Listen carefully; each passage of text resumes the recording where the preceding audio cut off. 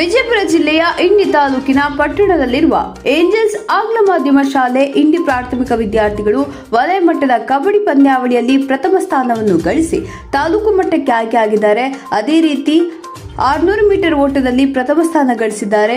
ಗುಂಡೆಸೆತದಲ್ಲಿ ದ್ವಿತೀಯ ಸ್ಥಾನವನ್ನು ಗಳಿಸಿ ತಾಲೂಕು ಮಟ್ಟಕ್ಕೆ ಆಯ್ಕೆಯಾಗಿದ್ದಾರೆ.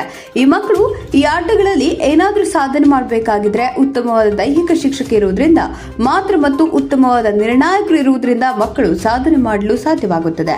ಈ ಆದರ್ಶ್ ನ್ಯೂಸ್ ಕನ್ನಡ ವಾಹಿನಿ ಮುಖಾಂತರ ವಿದ್ಯಾರ್ಥಿಗಳಿಗೆ ಹಾಗೂ ಶಿಕ್ಷಕರಿಗೆ ಅಭಿನಂದನೆಯನ್ನು ಸಲ್ಲಿಸುತ್ತದೆ.